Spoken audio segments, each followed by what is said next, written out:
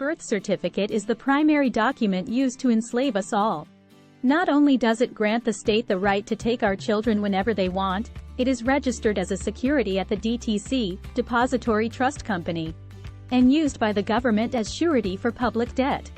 In other words, they can tax the person named on that document into oblivion to pay back federal debt. Under the democracy, as long as we keep registering our children with the state, they have an endless supply of slaves to tax for fiscal sins.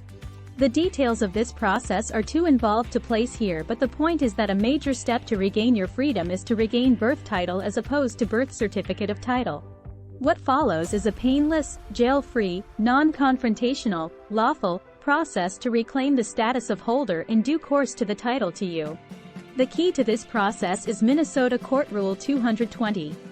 In all other states I have examined, including Oklahoma, the laws and nature relating to the birth registration process is hidden.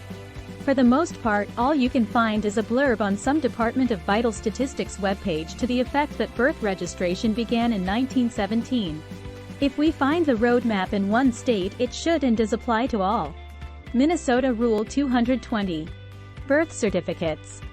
The Registrar of Titles is authorized to receive for registration of memorials upon any outstanding certificate of title an official birth certificate pertaining to a registered owner named in said certificate of title showing the date of birth of said registered owner, providing there is attached to said birth certificate an affidavit of an affiant who states that he/she is familiar with the facts recited, stating that the party named in said birth certificate is the same party as one of the owners named in said certificate of title, and that thereafter the Registrar of Titles shall treat said registered owner as having attained the age of the majority at a date 18 years after the date of birth shown by said certificate. So what is this saying? The birth certificate is a certificate of title, just like your car. You have the right to use that name, but the state has legal title and controlling interest in the property, the name. We learn to associate this name with our physical self from kindergarten on, never realizing we are just using a name that the state owns. Just like your car, you get to use it as long as you follow all the regulations and of course pay tribute to its registered owner. Also, Rule 220 implies the state can treat you as a child, infant, no matter how old you are, until you have gone to the registrar and told them via affidavit that you are over 18. The state holds the title by mere presumption and the fact that you have never claimed it. Your mama gave it to them and you haven't gotten it back. So how can you get your title back without a big confrontation at Vital Statistics? Now look at 28 U.S.C. 1733. 28 U.S. Code Section 1733 Government Records and Papers, Copies. B. Properly authenticated copies or transcripts of any books, records, papers or documents of any department or agency of the United States shall be admitted in evidence equally with the originals thereof. Wow! If we get our certificate of title properly authenticated, is it possible that it would be treated as equal to the original? Let's find out. First, a word on authentications and certifications.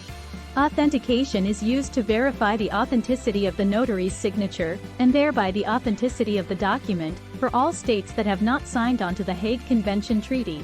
Certifications and apostilles do the same thing for countries that are signatories to the Hague Treaty.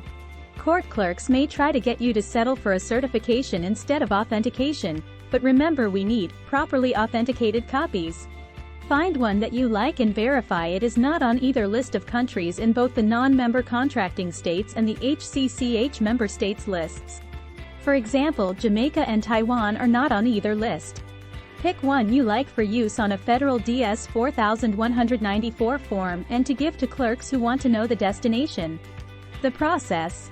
Get a certified copy of your certificate of live birth authenticated at each level of government, county, if applicable, state and federal. Step 1. Get a certified copy of your certificate of live birth. Sometimes called the long form, this is not the same as an uncertified regular birth certificate. You may go there in person or order them online from a company like VitalCheck, www.vitalcheck.com. Step 2. Next, get the certified certificate of live birth authenticated at each level of government. If you get it from your county, then you want to get it authenticated by the county superior court clerk or whatever option they have at the county level. Next, the Secretary of State handles authentications for the state. Have them authenticate the certified certificate of live birth. Step 3. Next, go to Department of State Office of Authentications. Download Form DS 4194 on the right-hand side and fill it out with the non-Hague country of your choice. There may be cheaper ways, but I chose to prepay postage for a self-addressed return document mailer and enclosed it, a money order, completed Form DS 4194 and authenticated certified certificate of live birth in the next size up document mailer and send that off to the address on their website.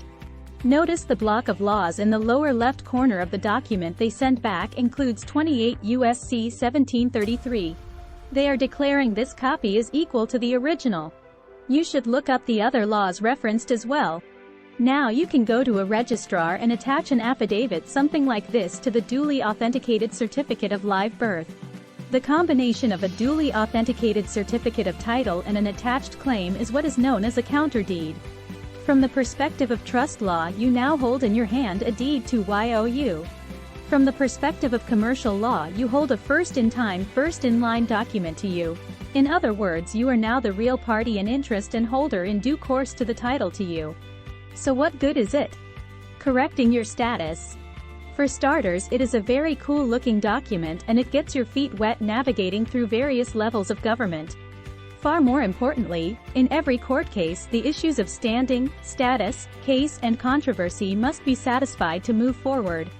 Our status as citizen principal is not respected even if our house is paid off, we have a good job, and money in the bank. This process is a major stepping stone in correcting the record of your status to citizenship principle like before the 14th Amendment as opposed to the citizen subject status of almost everyone walking around today. Since all crimes have been converted from common law crimes to commercial crimes, 27 CFR 72.11, this document makes you the first-in-time, first-in-line lien holder against your name,